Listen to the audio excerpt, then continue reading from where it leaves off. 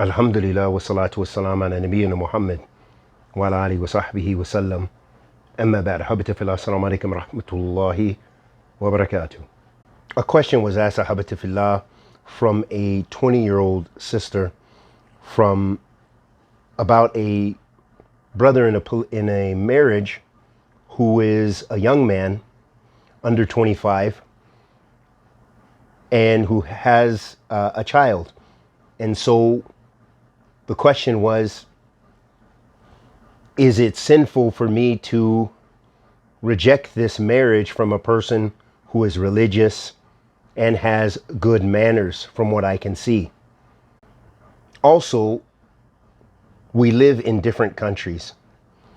So is it problematic if I deny his proposal? So Ahabati Fillah, it's a very important question because several issues arise. First,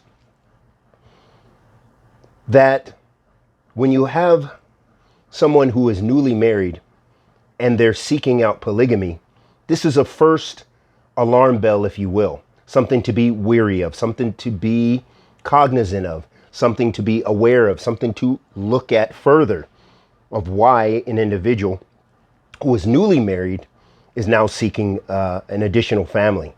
Secondly, another issue that arises, and these are issues of caution. These are not issues of a fatwa shar'i. These are not fatawa shar'iyya, but rather from the perspective of advice, counseling, analysis, and wisdom. So the second issue, Ahabati Fillah, is looking at the maturity. And we could probably look at statistical data and even find, as some statistics or some those who analyze this type of data deduce that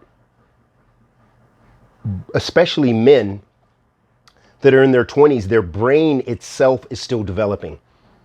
So that's a sign, and we know by the behavior of many men, especially in the youthful phase and adolescent phases, that they are in need of growth, maturity, experience, even intelligence. Some of them, wallahu musta'an. So that's another thing to give consideration. And how does that play in the marriage? Because if an individual is not mature, they will be less likely to be able to deal with things when problems arise, which are inevitable in any marriage and in the struggles of life. So maturity is something that gives a person a type of strength to be able to analyze, to be able to look at, to be able to deduce, to be able to come up with a solution that may address marital problems or whatever issues that may be faced. The third issue, Ahabati Fillah, or the third point, is with regards to the deen of the individual. And that means that sometimes we find that someone has good deen and good manners from what we can see, but it does take time to fully be able to have an understanding of how someone is. And when someone also, this is not to pick on the youth, but in these types of scenario, it requires further analysis when you're looking at someone who wants to be polygamous. So looking at a person's deen is very important. Another point, Ahabati Fillah, and this kind of ties in with the issue of maturity, and that is experience. Because in general, a lot of polygamous marriages benefit from experience. They benefit from experience because if there is no experience, there's nothing to fall back on.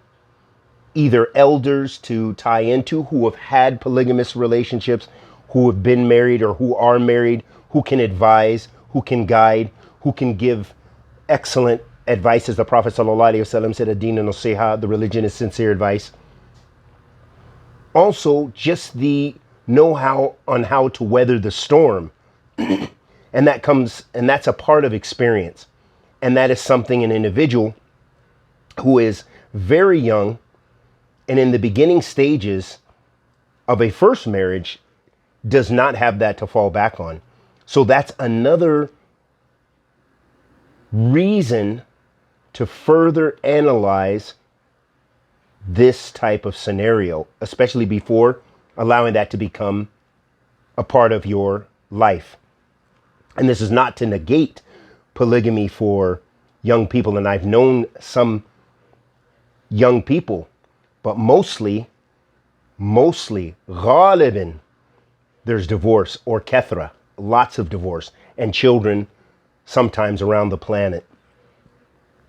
A last point I want to mention related to this particular situation is the issue of marrying when people are in different countries. No problem with that. This is khair.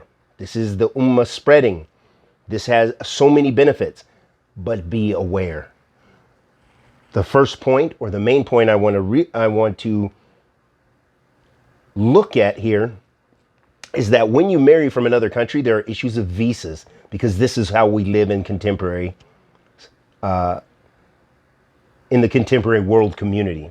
And that if you want to travel to Saudi Arabia, you want to travel to Morocco, you want to travel to Egypt, they all have visa requirements and different visa requirements. And if you want to live there, or you want to sponsor a spouse from there to come to Canada, America, France, wherever, then these countries have agreements, and they have certain policies as far as migration.